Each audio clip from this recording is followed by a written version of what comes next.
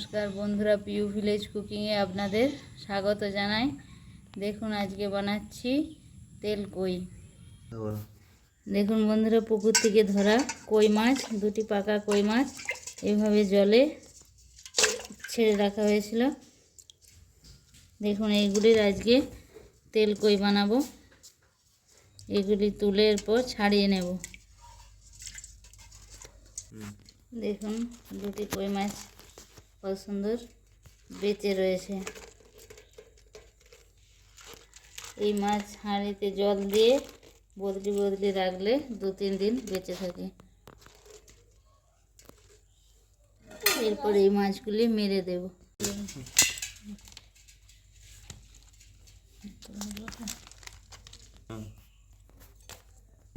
দেখুন এগুলি মেরে দিয়েছি। এবার এগুলি ছাড়িয়ে নেব। আঁশগুলি, মাথাগুলি এইভাবে কেটে নিতে হবে, সাইডগুলি।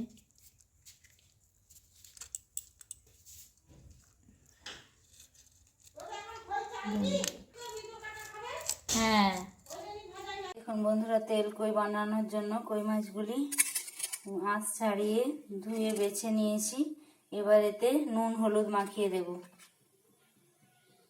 তারপর গরম তেলে ভেজে নেব। দেখুন লবণ আর হলুদ দিয়ে এটি মাখিয়ে নেব।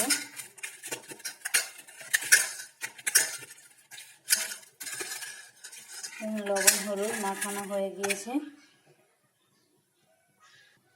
দেখুন বন্ধুরা, তেল কই বানানোর জন্য এখানে নিয়ে নিয়েছি কালো জিরে, পেঁয়াজ বাটা, রসুন বাটা, আদা বাটা, আর এখানে হলুদের গুঁড়ো, জিরে ও ধনের গুঁড়ো আর লঙ্কার গুঁড়ো, মাছ, আর এখানে লবণ। দেখুন কড়াইয়ে তেল গরম করতে দিয়ে দিয়েছি। তেলটি গরম হয়ে এসেছে। এবার মাছগুলি দিয়ে দেব।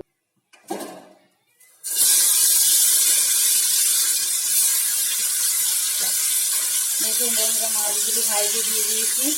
খুব বেশি ছড়িয়ে ভাজা চলবে না, হালকা ভাজতে হবে। দেখুন বন্ধুরা, এক পিঠ ভাজা হয়ে গেলে আরেক পিঠ উল্টে নেব। দেখুন এক পিঠ ভাজা হয়ে গিয়েছে। এবার আরেক পিঠ উল্টে নেব।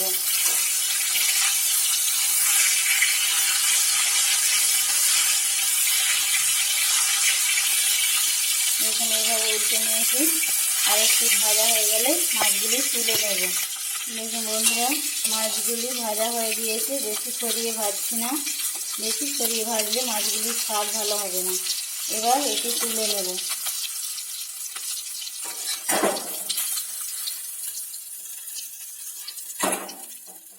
দেখুন বন্ধুরা, এদিকে মাছগুলি তুলে নিয়েছি। আর কড়াই এখন যে তেলটি রয়েছে ওই তেলে দিয়ে দিচ্ছি কালো জিরে ফোড়ন। দেখুন কালো জিরে গুঁড়ি ভেসে উঠেছে। এবার দিয়ে দিচ্ছি শুকনো লঙ্কা। এরপর দিয়ে দেবো পেঁয়াজ বাটা।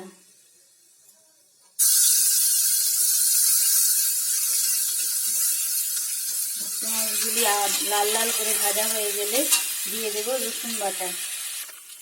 দেখুন বন্ধুরা, পেঁয়াজগুলি লাল লাল করে ভাজা হয়ে এসেছে। এবার দিয়ে দিচ্ছি রসুন বাটা। রসুনটি একটু গন্ধ বেরিয়ে উঠলে দিয়ে দেবো আদা বাটা। দেখুন বন্ধুরা, রসুনটি ভাজা হয়ে গিয়েছে। এবার দিয়ে দেবো আদা বাটা। রসুনের গন্ধ বেরিয়ে উঠেছে। আদাটি একটু ভেজে নেব। আর এদিকে দেখুন বাটির জলে হলুদটি গুলে নেব। দেখুন 2 চামচের মতো হলুদ গুঁড়ো গুলে নেব।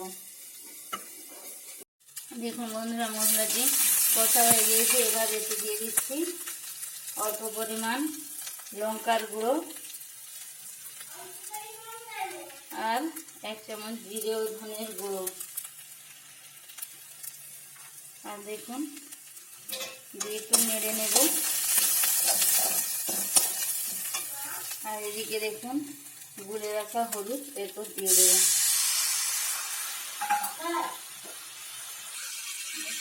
এরপর দিয়ে দিচ্ছি কাশ্মীরি লঙ্কার গুঁড়ো আর পরিমাণ মতো লবণ।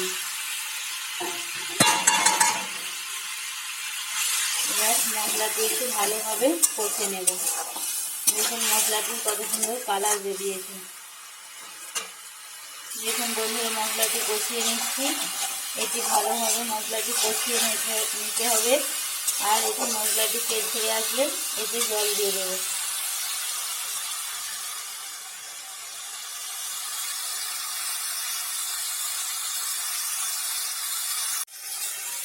দেখুন বন্ধুরা মশলাটি কষানো হয়ে গিয়েছে, মশলাটি তেল ছেড়ে এসেছে।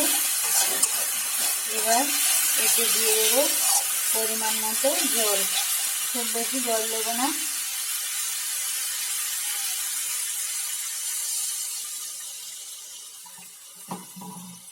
এটি জলটি ফুটে উঠলে মাছগুলি দিয়ে দেবো। দেখুন বন্ধুরা ঝোলটি ফুটে উঠেছে, এবার দিয়ে দেব মাছগুলি।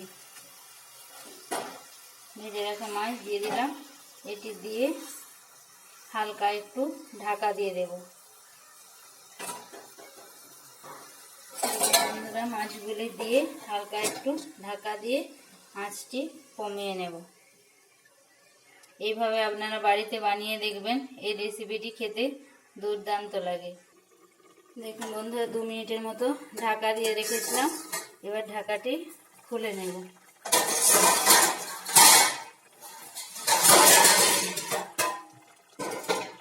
এরপর দেখুন আরেক পিঠ উল্টে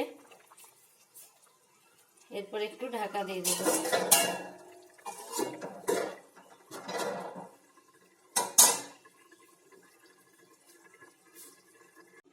দেখুন বন্ধুরা আরেক পিঠ উল্টিয়ে 2 মিনিটের মতো ঢাকা দিয়ে দিয়েছিলাম। এবার ঢাকাটি খুলে নিলাম। দেখুন এরপর একটু আঁচটি বাড়িয়ে ফুটিয়ে নেব। ফুটে উঠেছে, এবার এটি নামিয়ে নেব। দেখুন বন্ধুরা তৈরি হয়েছে তেল কইয়ের রেসিপি। এভাবে আপনারা বাড়িতে বানিয়ে দেখবেন, খেতে দুর্দান্ত লাগে। এটিতে প্রোটিনও রয়েছে। আর এই ভিডিওটি ভালো লাগলে লাইক ও সাবস্ক্রাইব করে দেবেন পরের ভিডিও পাওয়ার জন্য।